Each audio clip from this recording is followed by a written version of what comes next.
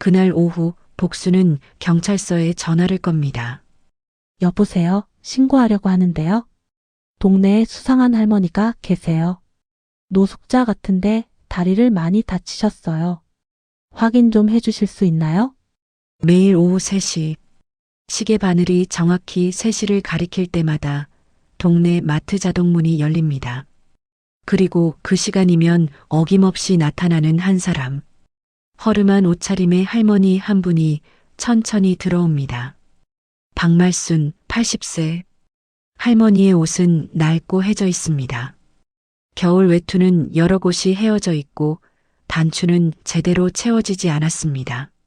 바지는 흙먼지가 묻어 있고 신발은 굽이 닳아 한쪽이 기울어져 있습니다. 손에는 구겨진 1,000원짜리 한 장을 꼭 쥐고 있습니다. 걸음걸이가 비정상적입니다. 오른쪽 다리를 심하게 절뚝이며 걸어옵니다. 한 걸음 내디딜 때마다 얼굴이 찌푸려집니다. 고통스러워 보입니다.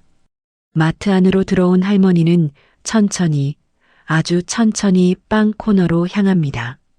다른 손님들이 할머니를 힐끔힐끔 쳐다봅니다. 누군가는 코를 막습니다. 누군가는 고개를 돌립니다. 할머니는 신경 쓰지 않는 듯 빵 코너 앞에 섭니다. 늘 같은 자리, 늘 같은 빵. 제일 구석에 놓여 있는 1,000원짜리 작은 단팥빵 하나. 할머니는 그 빵을 집어들고 한참을 바라봅니다. 마치 그 빵이 세상에서 가장 소중한 것처럼. 그리고 천천히 계산대로 향합니다. 계산대 앞. 20대 여자 직원 2명이 수군거립니다. 저 할머니 또 왔네. 오늘도 3시 정각이야. 진짜 신기하다. 맨날 같은 시간에 와서 똑같은 빵만 사가. 근데 좀 이상하지 않아? 맨날 1,000원짜리 하나만 사가는데 다른 건 안 사고. 그러게. 저렇게 매일 와서 빵 하나만 사가는 사람은 처음 봐. 할머니가 계산대 앞에 섭니다. 직원이 빵을 받으며 표정을 찌푸립니다. 할머니에게서 나는 냄새 때문입니다. 오랫동안 씻지 못한 사람의 냄새. 1,000원입니다. 할머니는 구겨진 1,000원짜리를 조심스럽게 펼쳐서 계산대에 올려놓습니다. 돈을 만질 때 할머니의 손이 보입니다. 주름투성이고 때가 묻어 있고 손톱 밑은 검게 변해 있습니다. 직원은 재빨리 돈을 받고 빵을 건넵니다. 최대한 손이 닿지 않도록. 감사합니다.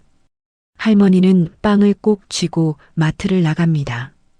여전히 다리를 절뚝이며 자동문이 닫히자마자 직원들이 다시 수군거립니다. 저 할머니 진짜 이상해. 노숙자인 것 같지 않아? 그러게. 옷 좀 봐. 완전 지저분하고 며칠 안 씻은 것 같잖아. 다리도 이상하고 제대로 치료도 못 받는 것 같아. 그 대화를 듣고 있던 30대 남자 직원이 끼어듭니다. 저 할머니 한 달째 매일 와. 한 번도 안 빠지고. 한 달이나? 와, 진짜 이상하네. 근데 더 이상한 건 항상 같은 빵만 사간다는 거야. 1,000원짜리. 그것도 딱 하나만. 그거 알지? 우리 마트에서 저 할머니가 사가는 저 빵이 제일 싸다는 거. 혹시 저게 하루 식사인 거 아니야? 아마 그럴지도. 그때 마트 옆 구멍가게에서 일하는 장복순 사장이 마트에 물건을 사러 왔다가 그 대화를 듣게 됩니다. 복수는 60대 여성으로 이 동네에서 30년째 가게를 운영하고 있습니다. 저 할머니 말이야? 아, 사장님.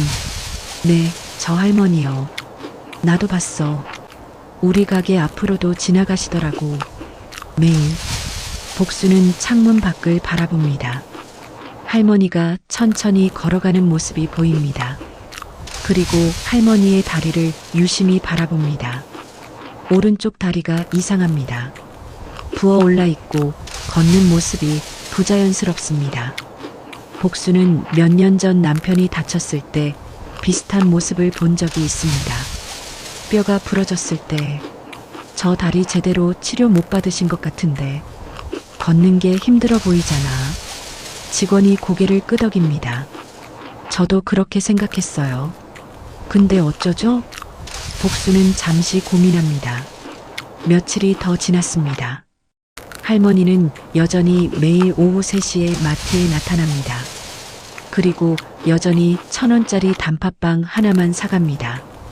복수는 매일 그 모습을 지켜봅니다. 어느 날 복수는 할머니를 따라가 봅니다. 할머니는 마트를 나와 공원 쪽으로 향합니다. 공원 벤치에 앉아 빵을 먹습니다. 천천히, 아주 천천히. 마치 그 빵이 하루의 유일한 식사인 것처럼 조금씩 아껴 먹습니다. 그리고 빵을 다 먹고 나서도 할머니는 한참을 그 자리에 멍하니 앉아 있습니다. 갈 곳이 없는 것처럼. 해가 지기 시작합니다. 할머니는 천천히 일어나 어디론가 걸어갑니다. 그리고 공원 옆 자판기 밑에 팔을 넣고 손을 휘저기며 발견한 동전을 소중히 주머니에 넣습니다. 또 지나가는 사람들을 붙잡고 1,000원만 달라 사정을 하는 모습이었죠. 그렇게 1,000원을 받아든 할머니는 다시 다리를 절뚝이며 어딘가로 향합니다. 복수는 더 이상 따라가지 않았습니다. 하지만 확신했습니다. 저 할머니 집이 없으신 게 분명해. 다음 날 복수는 마트 직원에게 말합니다. 저 할머니 일 경찰에 신고하는 게 낫지 않을까? 신고요? 무슨 신고요? 노숙자 같은데. 혼자 거리에서 지내시는 것 같아.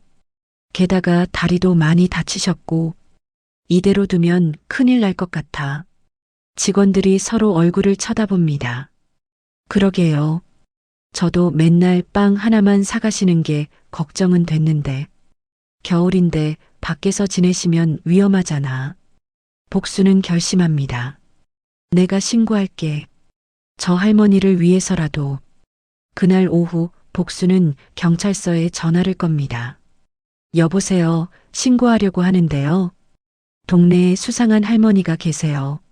노숙자 같은데 다리를 많이 다치셨어요. 확인 좀 해주실 수 있나요? 경찰관이 조심스럽게 할머니를 경찰서로 데려옵니다. 말수는 떨리는 목소리로 말합니다. 내가 뭘 잘못했나요? 그냥 배고파서 빵 하나 산 것뿐인데. 신원 조회를 하던 경찰이 깜짝 놀랍니다. 잠깐만요. 이분 실종 신고자로 올라와 있는데요. 그런데 이상한 점이 있었습니다. 실종 신고를 한 사람은 둘째 아들 부부뿐. 첫째 아들 부부는 신고조차 하지 않았습니다. 이상함이 점점 커지던 그때 경찰서 문이 급하게 열립니다.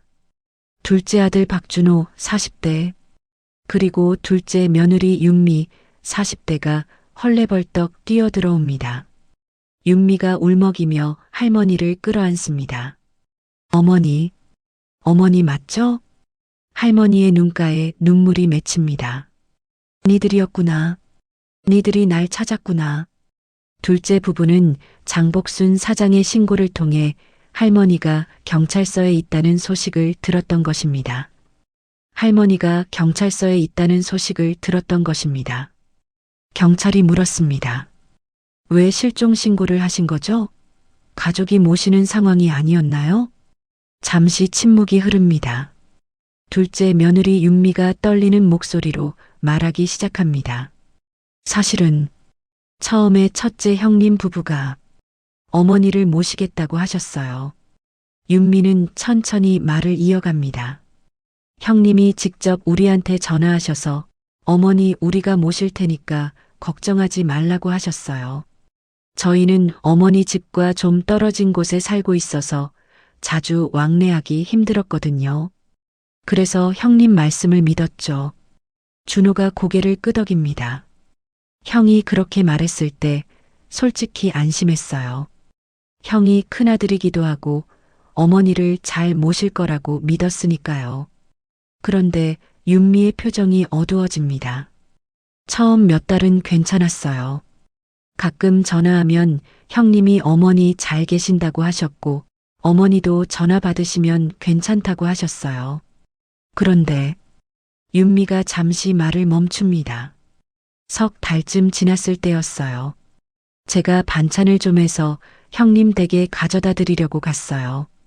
어머니가 좋아하시는 가지 무침이 맛있게 잘 됐길래 좀 가져다 드릴까 싶어서 미리 연락하지 않고 그냥 방문한 거였죠. 그녀의 목소리가 더욱 떨립니다. 그렇게 문을 열고 들어갔는데 어머니가 안 계시더라고요. 형님한테 어머니 어디 계시냐고 물었더니 형님이 이상한 말을 하시는 거예요.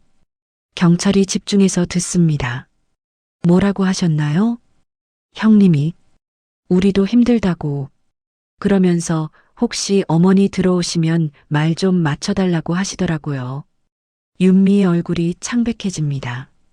그 말을 듣는 순간 뭔가 이상하다는 생각이 들었어요. 밖에 계신다는 게 무슨 말인지, 무슨 말을 맞춰달라고 하는 건지. 준호가 주먹을 불끈 쥡니다. 그날 밤 아내가 집에 돌아와서 한참 얘기했어요. 뭔가 심상치 않다고.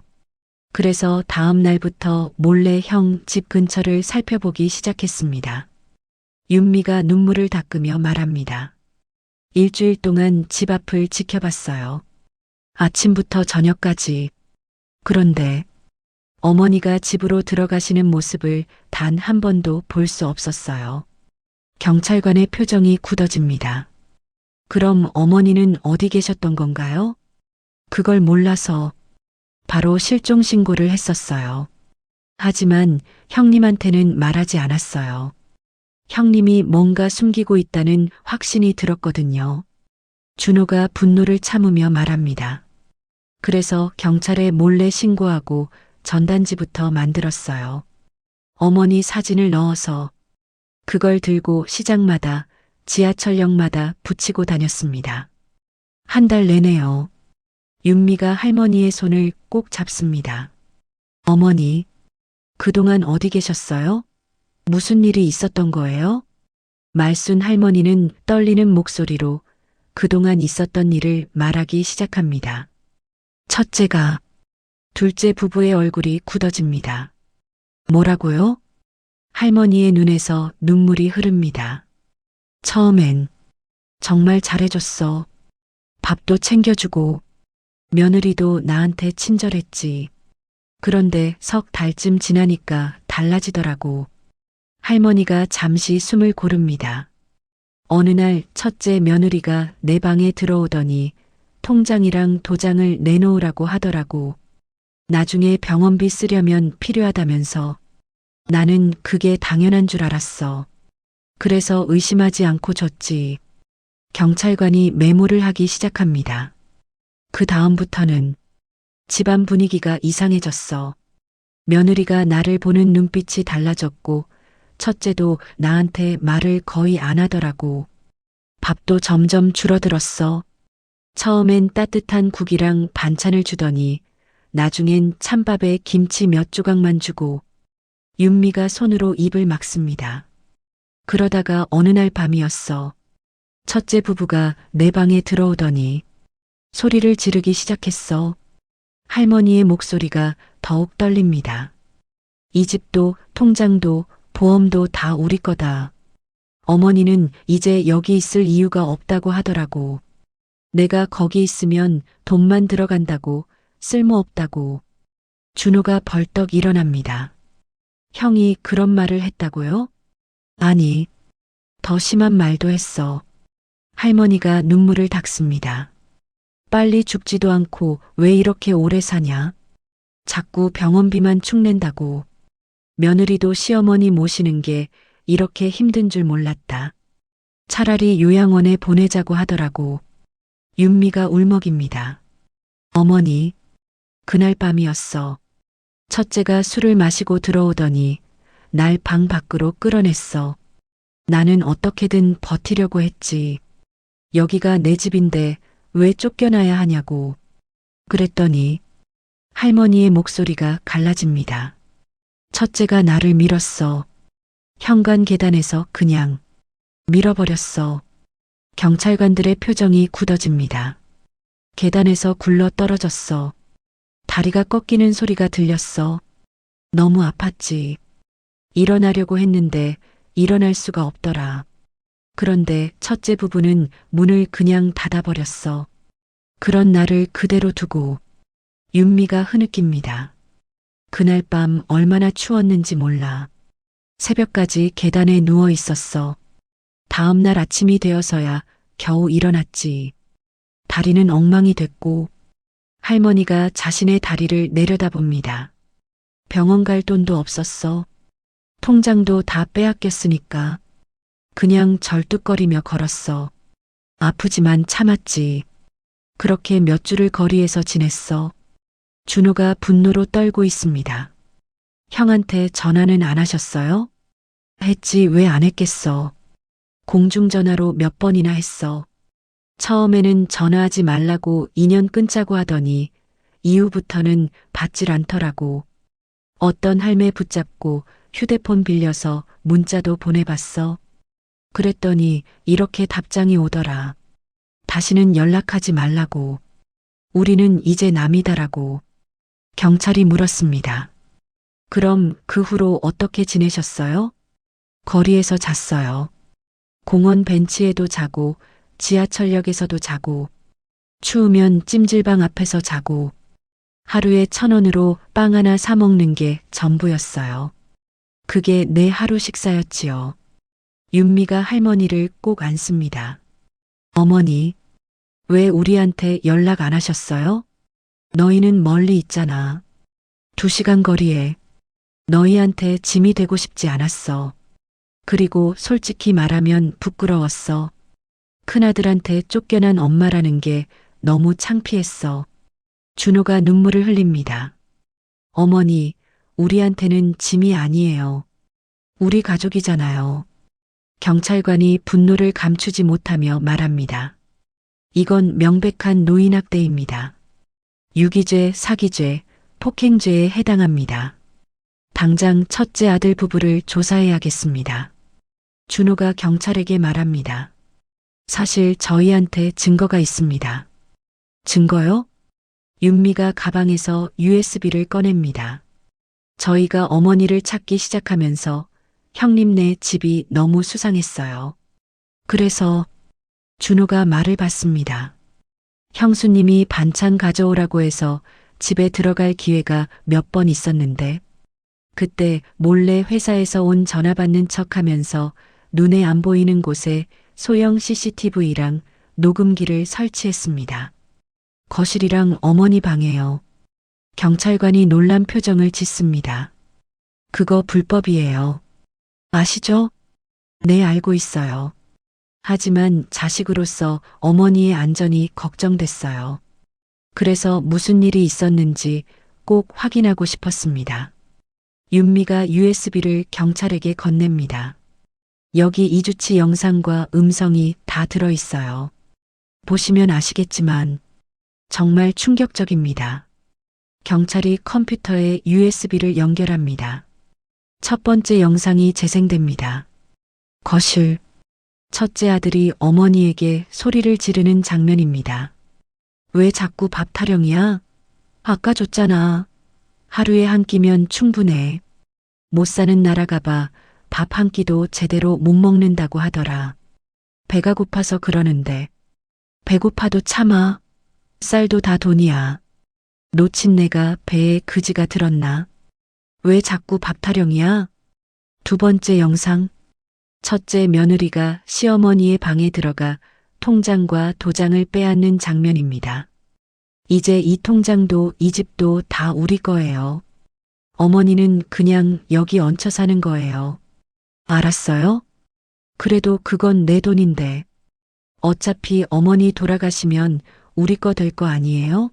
미리 받는 거라 생각하세요. 아시겠죠? 혹시라도 동서한테 헛소리 마셔요. 그럼 가만히 안 있을 거니까. 세 번째 영상. 첫째 부부가 어머니 몰래 대화하는 장면입니다. 여보, 이 집 명의 어머니 이름으로 돼 있잖아. 우리 이름으로 바꿀 수 있는 방법 없나? 아무래도 살아계시는 동안 힘들 것 같은데. 그냥 요양원 보내면 안 돼? 그럼 우리가 편하잖아. 요양원비도 비싸. 차라리. 네 번째 영상. 가장 충격적인 장면입니다. 첫째 아들이 술 취해서 어머니를 현관으로 끌고 가는 장면. 이제 여기서 나가. 더 이상 못 봐주겠어. 나 내 엄마야. 어떤 자식이 엄마한테 이래. 엄마는 무슨 돈이나 축내는 늙은이지. 그리고 할머니를 밀어버리는 장면. 계단에서 굴러떨어지는 소리. 문 닫히는 소리. 경찰서 안이 정적에 휩싸입니다. 경찰관들의 얼굴이 분노로 일그러집니다. 이건 명백한 범죄입니다. 다섯 번째 영상. 며느리가 어머니의 보험 서류를 뒤지는 장면입니다. 이것 봐. 어머니 보험금 수령자가 첫째 아들로 돼 있네. 좋아. 이것도 우리 거야. 여섯 번째 음성 파일. 여보, 어머니 언제쯤 돌아가실까? 글쎄, 건강하신 것 같던데. 빨리 돌아가셨으면 좋겠어. 그래야 보험금도 나오고 집도 우리 거 되잖아. 경찰관이 USB를 빼며 말합니다. 이 증거면 충분합니다. 당장 첫째 아들 부부를 체포하겠습니다. 준호가 고개를 끄덕입니다. 네. 형 집 주소 알려드릴게요. 경찰 2명과 준호, 윤미, 그리고 말순 할머니가 함께 첫째 아들 집으로 향합니다. 초인종을 누릅니다. 문이 열리고 첫째 며느리가 나옵니다. 어머, 동서가 어쩐 일이야? 어머니 어디 갔다가 이제 들어오세요. 한참 찾았잖아요. 그녀는 당황한 표정을 지으며 말을 지어내기 바빴습니다. 그 순간 경찰관이 앞으로 나섭니다. 경찰입니다. 안으로 들어가도 되겠습니까? 첫째 며느리의 얼굴이 창백해집니다. 경찰이요? 무슨 일로? 남편분 계십니까? 네, 안에 있는데요. 거실로 들어갑니다. 첫째 아들이 소파에 앉아 TV를 보고 있습니다. 엄마를 보자 깜짝 놀랍니다. 엄마가 왜 여기? 말순 할머니가 아들을 똑바로 바라봅니다. 네가 내쫓았던 엄마다. 첫째 아들의 얼굴이 굳습니다. 무슨 소리야? 엄마가 나간 거지. 우리가 내쫓은 게 아니라. 준호가 앞으로 나섭니다. 형, 그만 거짓말해. 뭐, 거짓말? 형이 어머니한테 했던 일들 다 알아. 첫째 아들이 당황합니다. 무슨 소리 하는 거야? 윤미가 USB를 꺼내 보입니다. 이거 보세요. 형님네 집에 설치했던 CCTV 영상이에요. 어머니한테 했던 짓들 다 찍혀 있어요. 첫째 며느리가 비명을 지릅니다. 뭐, CCTV? 우리 집에 몰래 카메라를 설치했다고? 어머니가 걱정돼서요. 그리고 제 예상이 맞았네요.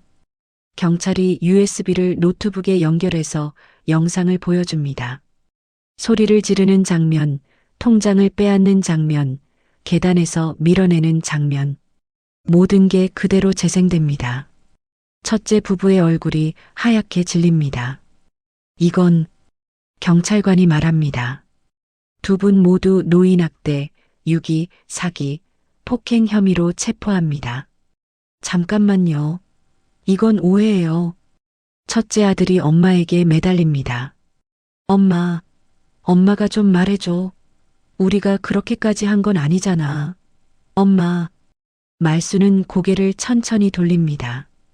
니들이 날 쫓아내지 않았으면 내 다리가 이 모양이 안 됐을 거야. 그녀의 목소리는 더 이상 떨리지 않습니다. 나도 너희 부모 아니다. 너희는 그냥 돈만 탐낸 사람들일 뿐이다. 첫째 아들이 울부짖습니다. 엄마, 나 내 아들이야. 여기서 이러면 안 돼. 아들이 엄마를 계단에서 밀어 첫째 며느리가 바닥에 주저앉으며 울기 시작합니다. 잘못했어요.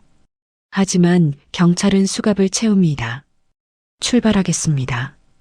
첫째 부부가 경찰차에 실립니다. 마지막까지 첫째 아들이 창문 너머로 외칩니다. 엄마, 제발, 엄마. 하지만 말수는 돌아보지 않습니다. 법정. 첫째 아들 부부가 피고석에 앉아 있습니다. 검사가 증거를 제시합니다. 피고인들은 피해자인 친모를 학대하고 재산을 편취하고 심지어 계단에서 밀어 상해를 입힌 혐의를 받고 있습니다. 이는 명백한 노인학대이자 존속에 대한 범죄입니다. 변호인이 반박합니다. 피고인들도 생활고에 시달렸습니다. 어머니를 모시는 것이 경제적으로 부담이 됐고 판사가 말을 자릅니다. 경제적 부담이 폭력과 유기를 정당화할 수는 없습니다. 증인으로 나온 말순 할머니가 증언합니다. 저는 제 아들이 이런 사람인 줄 몰랐습니다. 평생 키워온 아들이 저를 짐처럼 버릴 줄 몰랐어요. 그녀의 목소리는 떨리지만 단호합니다. 저는 처벌을 원합니다. 다시는 이런 일이 없도록요. 판사가 판결을 내립니다. 피고인 박 씨는 징역 2년, 피고인 김 씨는 징역 1년 6개월을 선고합니다. 또한 피해자에게 편취한 재산 전액과 위자료 3천만 원을 배상하라. 첫째 부부가 오열합니다. 하지만 판결은 번복되지 않습니다. 재산 문제도 정리됩니다. 첫째 부부가 빼앗았던 통장, 진명예, 보험금 수령자 모두 할머니 앞으로 다시 돌아옵니다. 할머니는 재산 일부를 둘째 부부에게 상속하겠다 이야기했죠. 하지만 준호 부부는 거절합니다. 저희는 돈 때문에 어머니를 찾은 게 아니에요. 어머니가 안전하시고 행복하시면 그걸로 충분해요. 며칠 후 말순 할머니는 자신의 집을 팔고 둘째 아들 집으로 이사합니다. 작지만 따뜻한 방, 윤미가 정성스럽게 준비한 밥상, 준호가 직접 꾸민 침대와 옷장. 어머니, 이제 저희랑 지내세요. 다시는 그런 일 없을 거예요. 할머니는 조용히 고개를 끄덕입니다. 고맙다. 정말 고맙다. 식탁 위에는 따뜻한 국이 놓여 있고 그 옆에는 할머니가 좋아하는 작은 단팥빵이 가지런히 놓여 있습니다. 할머니는 그 빵을 손에 들고 천천히 미소 짓습니다. 이제 사 먹지 않아도 되겠구나. 창밖으로 따뜻한 햇빛이 들어옵니다. 할머니의 다리는 아직 완전히 낫지 않았지만 둘째 부부의 도움으로 병원 치료를 시작했습니다. 준호는 매주 어머니를 병원에 모시고 가서 물리치료를 받게 했습니다. 어머니, 천천히 나으실 거예요. 걱정하지 마세요. 윤미는 매일 아침 약을 하나하나 챙겨 어머니께 드렸습니다. 어머니, 이거 드시면 다리에 좋대요. 할머니는 그들의 손길 하나하나에 눈물을 흘렸습니다. 너희들은 천사들이다. 석 달이 지났습니다. 할머니의 다리는 많이 나아졌습니다. 더 이상 심하게 절뚝이지 않게 되었습니다. 어느 날 오후 할머니는 둘째 부부를 거실로 불렀습니다. 너희들, 내가 할 말이 있다. 준호와 윤미가 긴장한 표정으로 앉습니다. 어머니, 무슨 말씀이세요? 할머니가 천천히 말합니다. 너희들한테 너무 큰 짐이 되는 것 같아서 미안하다. 윤미가 깜짝 놀라 할머니의 손을 잡습니다. 어머니, 무슨 말씀이세요? 짐이 아니에요. 아니야. 너희도 살림이 빠듯한 거 알아. 그런데 내가 여기 있으면 병원비도 들고 밥값도 들고. 준호가 고개를 저으며 말합니다. 어머니, 그런 거 신경 쓰지 마세요. 저희는 어머니랑 함께 있는 게 좋아요. 정말이냐? 네, 정말이에요. 할머니의 눈에서 눈물이 흐릅니다. 고맙다. 너희 같은 자식들이 있어서. 나는 정말 복받은 엄마다. 그날 저녁 가족은 함께 저녁을 먹었습니다. 윤미가 만든 된장찌개, 제육볶음, 나물 반찬들. 할머니는 한 숟가락 한 숟가락 천천히 떠먹으며 말합니다. 이렇게 맛있는 밥을 얼마 만에 먹어보는지 모르겠구나. 준호가 어머니 그릇에 고기를 더 얹어줍니다. 많이 드세요. 건강하셔야 해요. 식사를 마친 후 할머니는 자신의 방으로 돌아갑니다. 침대에 누워 천장을 바라보며 생각합니다. 나는 운이 좋았다. 둘째 아들 부부를 만나서 그리고 잠이 듭니다. 오랜만에 편안한 잠. 한 달 후 할머니는 점점 건강을 회복합니다. 이제는 혼자 산책도 나갈 수 있게 되었습니다. 어느 날 할머니는 예전에 자주 가던 그 마트를 찾아갑니다. 자동문이 열리고 들어갑니다. 직원들이 할머니를 알아봅니다. 어머 할머니, 요즘 안 보이셔서 걱정했어요. 그동안 어디 계셨어요? 할머니는 미소 지으며 말합니다. 이제 가족과 함께 살게 됐어. 정말요? 다행이다. 할머니는 빵 코너로 향합니다. 그 작은 단팥빵, 예전에 1,000원으로 사 먹던 그 빵. 하지만 이번에는 하나가 아닌 10개를 집습니다. 계산대로 향합니다. 할머니, 오늘은 많이 사시네요? 응. 우리 며느리랑 아들도 좋아해서. 할머니는 카드로 계산을 합니다. 더 이상 구겨진 1,000원짜리가 아닙니다. 집으로 돌아가는 길. 할머니는 빵 봉지를 들고 천천히 걷습니다. 다리는 여전히 조금 불편하지만 마음은 가볍습니다. 집 앞에 도착합니다. 문을 열자 윤미가 반갑게 맞이합니다. 어머니, 어디 다녀오셨어요?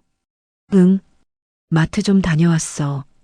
할머니는 빵 봉지를 식탁 위에 올려놓습니다. 이거 우리 같이 먹자. 윤미가 봉지를 열어봅니다.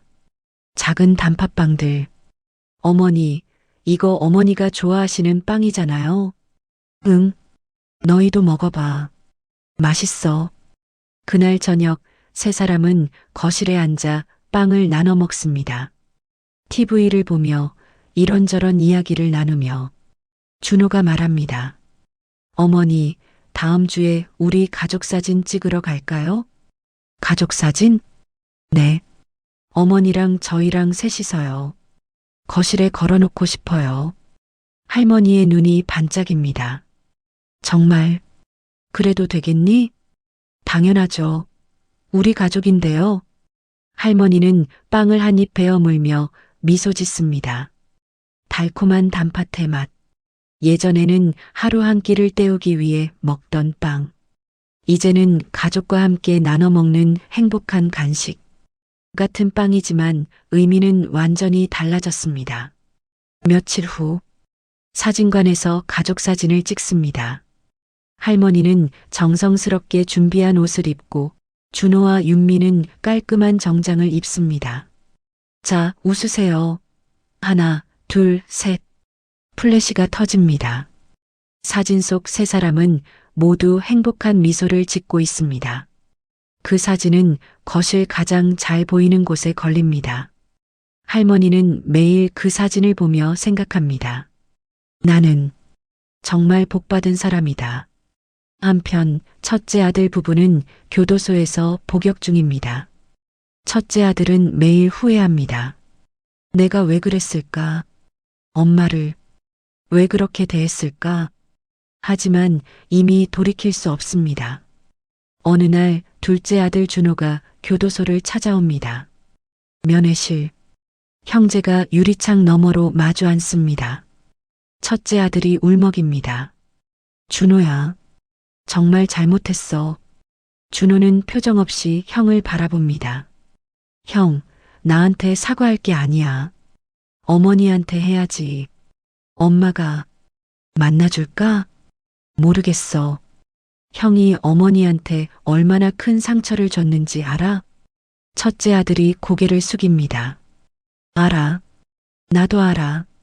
근데 어떻게 해야 할지 모르겠어.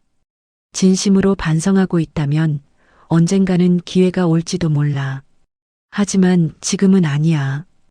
준호는 자리에서 일어납니다. 형, 앞으로 남은 시간 동안 진짜 반성해. 어머니를 어떻게 대해야 하는지 생각해봐. 면회를 마치고 나오는 준호. 그의 눈에도 눈물이 맺혀 있습니다. 아무리 잘못을 저질렀어도 형은 형이니까. 하지만 어머니의 아픔을 생각하면 쉽게 용서할 수가 없습니다. 집으로 돌아온 준호. 윤미가 물어봅니다.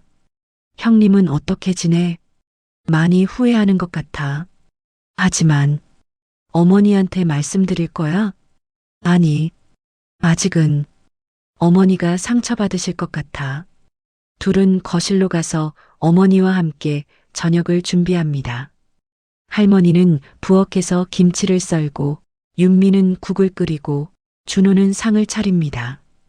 평범하지만 따뜻한 일상. 저녁 식사 중 할머니가 문득 말합니다.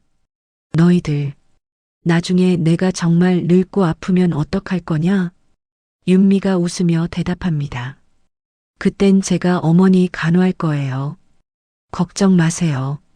하지만 너희도 힘들 텐데. 준호가 어머니 손을 잡습니다. 어머니, 가족이잖아요. 서로 돌보는 게 당연한 거죠. 할머니의 눈에 눈물이 고입니다. 너희들, 정말 고맙다.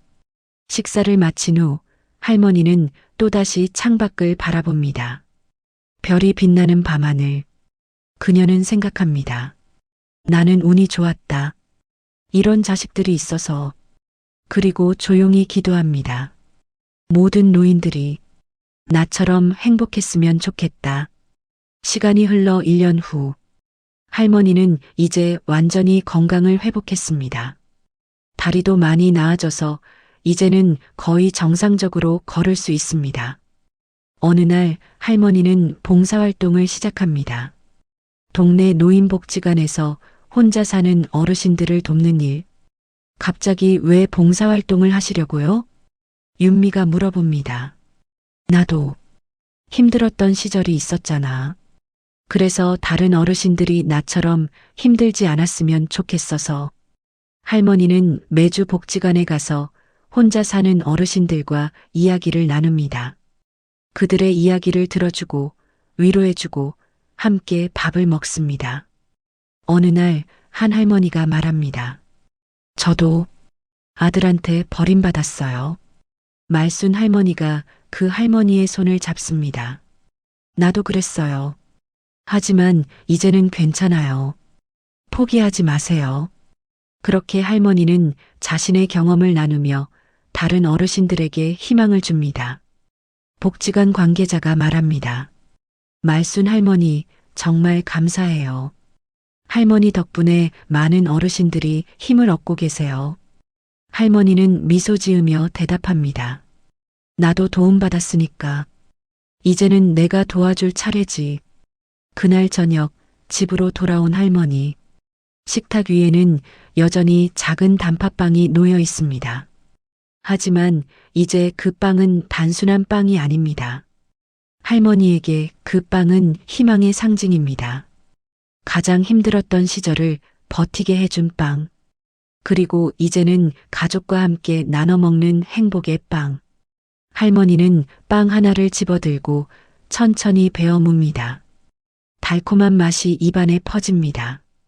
창밖으로 저녁 노을이 붉게 물들어갑니다. 할머니는 조용히 미소 짓습니다. 이제는 더 이상 혼자가 아닙니다. 사랑하는 가족이 있고 따뜻한 집이 있습니다. 그리고 무엇보다 희망이 있습니다.